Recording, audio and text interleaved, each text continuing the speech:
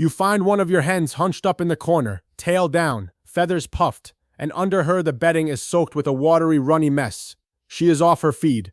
Her backside is caked and filthy, and your first thought is the same as everybody's. Load her up and drive her to the vet. But that visit is $80 before you walk out the door. For a bird that cost you a fraction of that, and half the time they send you home with a packet and a shrug. My grandmother never once did that.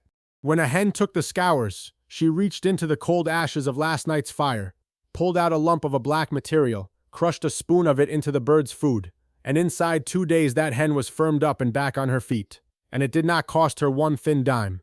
That is the trick the vet charges you $80 for, and there is a reason you were never told it.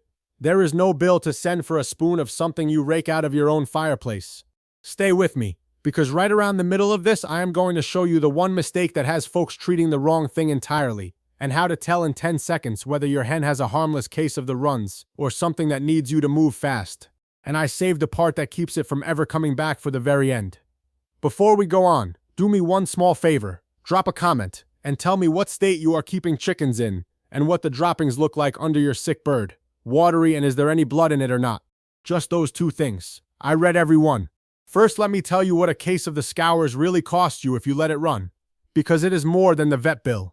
A hen with bad diarrhea is losing water faster than she can drink it, and a bird can dehydrate and go downhill frightening fast in a day or 2, especially in the heat. She stops eating, she weakens, and a case that was nothing on Monday can cost you the hen by Thursday. So you are looking at either $80 to the vet or $18 for the electrolyte and probiotic packets at the feed store, or worse, a dead bird and an empty nest box. And here is the thing that turns my stomach. The plain black char that fixes the common case for free has been used by farmers for well over 100 years, and somewhere along the way they quit teaching it because there was nothing in it to sell.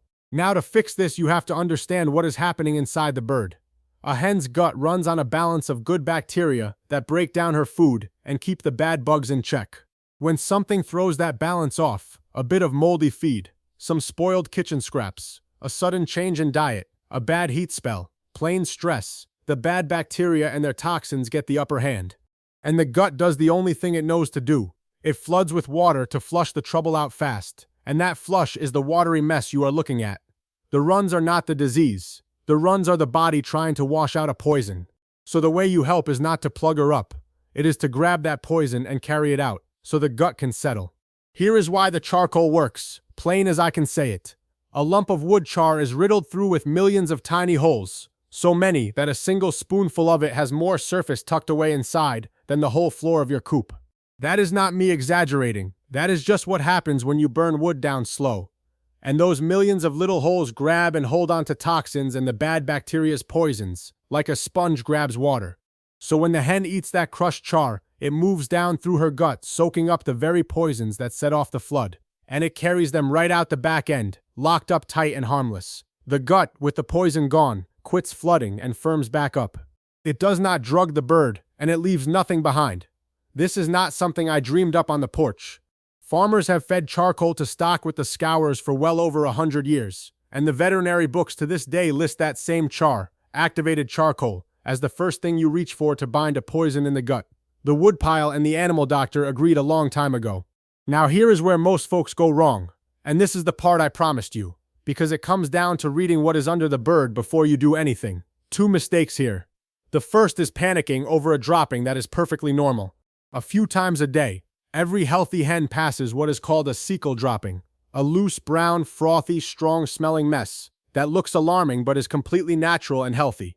Folks see it and think their bird is dying when nothing is wrong at all. So look at her other droppings. If most are normal and firm, she is fine. The second and more important one, look for blood. If that watery mess has blood in it, streaks of red or a rusty brown, that is very likely coccidiosis. And that is the one case where the char is not enough, and you need to act fast with a real coccidia treatment, because that one kills. So blood means move now and different. But a watery, runny dropping with no blood, from a hen that just got into something she should not have, that is the common case of the runs, and that is exactly what this fixes. And one more thing, use only clean charcoal, plain hardwood char from a wood fire, or activated charcoal from the store. Never, ever the barbecue briquettes, because those are soaked in chemicals and lighter fluid that will poison your bird outright. So let me give you the whole method. layer by layer. Number 1. Look first. Rule out the normal cecal dropping and check hard for blood. No blood, watery, off her feed. That is your case. Number 2. The char. Take a lump of clean hardwood charcoal or a spoon of activated charcoal. Crush it fine and stir about a spoonful into a little warm wet mash or into her drinking water if she will not eat.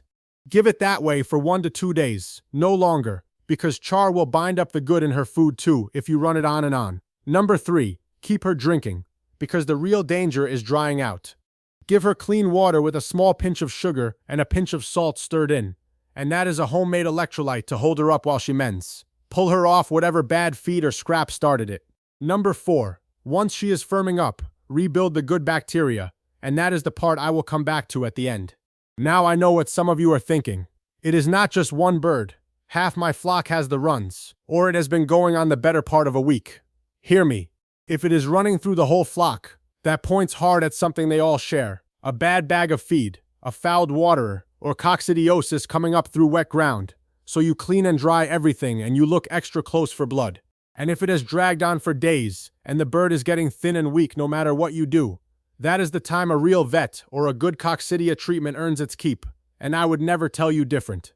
The char is for the common case, caught early. It is not a cure for everything, and any man who tells you 1 spoon of anything fixes all is selling you something. And now the part I saved for the end, the piece that keeps this from ever coming back. The char ends the episode by carrying out the poison, but it does not fix what let the trouble in, which was a gut short on good bacteria. So once she is firmed up, you flood that gut back full of the good. The old way is a spoon of plain soured milk, buttermilk or plain unsweetened yogurt, mixed into her feed for a few days, because that is living with the very good bacteria her gut is short of. And to keep the whole flock's gut strong so this never starts, you put a splash of raw apple cider vinegar in their water a couple days a week, which keeps the gut a touch sour and friendly to the good bugs and hostile to the bad. Char to clean out the trouble, soured milk to rebuild the good, vinegar to keep it that way. Do that, and you are not treating the runs over and over. You have built a bird whose gut does not go sour in the first place. So let me lay it out one more time, plain and in order. First, look at the droppings. Rule out the normal frothy cecal one, and check for blood, because blood means coccidiosis and a different faster plan. Second, for the common watery runs with no blood, crush a spoon of clean hardwood or activated charcoal into a warm mash or her water. 1 to 2 days only, never briquettes. Third, keep her hydrated with clean water and a pinch each of sugar and salt, and take away the bad feed. Fourth, once she firms up, rebuild her gut with a spoon of plain soured milk, and keep vinegar in the flock's water so it never comes back. That is the entire thing, and it costs you next to nothing. You did not lose this because it stopped working. You lost it because there is no invoice in a spoon of ash and char, a vet visit, a packet, a bottle. Those come with a bill. A thing you rake out of your own cold fire does not. You were not foolish for wanting to help your hen. You were just never taught the simple thing your great-grandmother did, without a second thought. Now you have it back. So do 2 things for me before you go. First, go back down to that comment box, and tell me what state you are in, and what those droppings look like under your bird. I read every one, and sometimes your question turns into the next video. And second, if you would rather doctor your flock from the woodpile than the vet's counter, come along and sit on the fence with us. This is not about following a channel. It is a porch full of neighbors remembering the old ways one at a time. Next time I am going to show you the warm soak my grandmother used to save a hen that has gone egg-bound. The one that is standing hunched and straining with an egg stuck inside her. A thing that will kill her by morning if you do not know the simple fix. Most folks lose that bird for want of a bucket of warm water. I will show you next time. Before I let you go, I think about my grandmother Ada on that porch, crushing a bit of char off the stove to save a hen she had every reason to give up on, doctoring a whole flock her whole life on what most folks sweep into the trash. She never had much, but she used to say the body wants to heal itself. Your only job is to carry off what is poisoning it and stay out of the way. Clean it out, build it back, and I will see you in the next one.